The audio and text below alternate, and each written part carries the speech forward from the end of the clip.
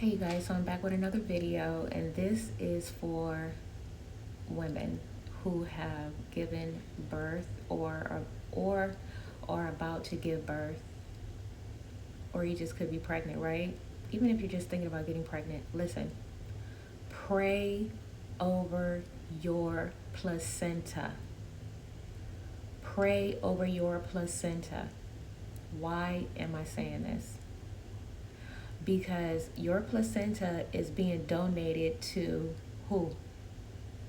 You have no idea. You don't get to take your placenta home with you at all. Your placenta is being pulled out of your body, okay, cut from your baby, and it's being donated to only God knows who. I was watching a documentary where a woman, she freeze dry placentas and she turns them into capsules so that women can retake them. Now, although I don't believe that that's necessarily demonic to take your own placenta, since it was literally created and grown in your own body. However, there are some witches that are taking placenta. They're taking the blood out of the placenta and they're using it for blood sacrifices. So imagine if your blood, okay, from your body, that your body created, right?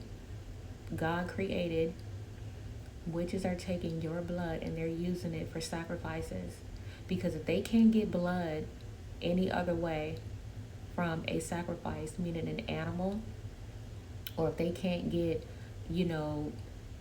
human blood like any other way, which they would have to either cut themselves or cut someone else, kill them, or something like that, what is the most easiest way? And guess what? I just thought about it right now. American Red Cross, stop donating your blood. Stop donating your blood. I'm telling you, witches are using that as undercover for blood sacrifices. They are. I seen it on the news, and not only that, a lady actually gave her, I guess, testimony on. She said she went to the Red Cross to donate some blood, and she was praying, and she said, Lord, if this is a witch, or if there's any like witchy things that's going to be done with my blood, please do not allow like me to donate blood, meaning don't let the blood come out. Do you know that that lady said, as she sat there, and the woman that was trying to stick her with the needle or stuck her with the needle to draw blood from her, she could not get blood from her at all. And I think the woman said she previously never had a problem like giving blood because there's nothing wrong with her. But that day, that woman was not able to donate blood at all. So these are just things you should think about and definitely pray about and do your research on, because witches, I'm telling you, are very clever. If witches are clever, it's because Satan is very crafty. He's not a fool. He's not an idiot at all. He's a liar, and he's the father of all lies. He's the father of deception, but he is not a fool. And I'm telling you, he's sending his agents out, those who work for him, okay? Monitoring spirits. He's giving them ways to connect with you. And if you're not discerning, meaning if you don't have discernment, or if you don't have the gift of discerning of spirits, you need to pray and ask God for it, because he will give it to you. But you have to be living a life of holiness. You have to be living a life of purity so that those gifts can like come and you can operate in them. Now, gifts are without repentance, meaning God will give you the gifts.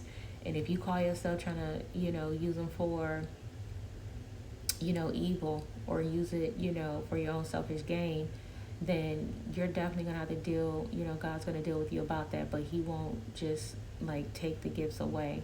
But anyway, that's just something I thought about after I made my last video about thrifting. You should definitely watch that video, because like I even have more things going through my mind.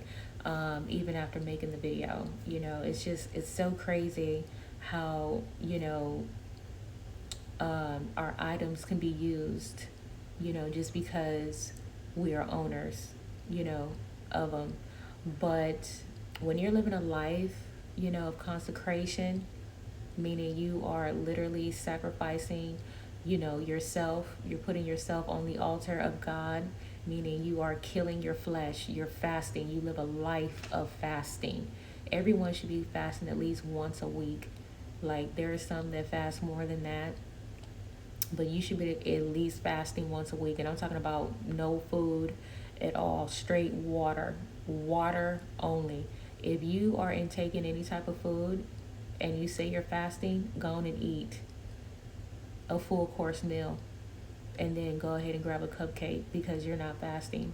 Fasting consists of prayer, okay, throughout the day, or ever how long you're supposed to be fasting for, without food at all whatsoever, not even flavored water, not smoothies, none of that. The whole entire period, you are not supposed to have anything at all. And then after you're done fasting, immediately after, go ahead and take communion. Go ahead and take communion. You want to get you some grape juice, and it has to be 100% grape juice. It cannot be cut, sliced with anything.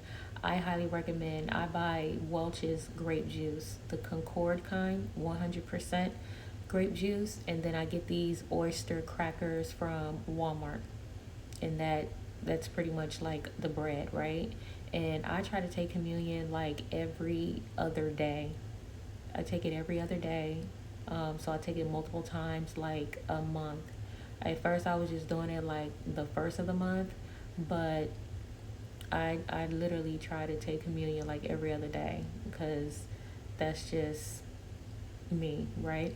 Anyways, I love y'all so much. I hope you take heed to this. Please be praying, you guys. The Lord is calling us back to prayer and fasting so that we can be ready for the days ahead. I'm really hoping that you are hearing from the Lord. If you're not, please get around a trusted vessel, a true prophet of God, someone that God has led you to, not someone that you just, want to hear from, not from someone that, you just stumbled across. No, so that you can understand the seasons and the times that we are in right now. All right. Love you so much. Have a great day. Bye.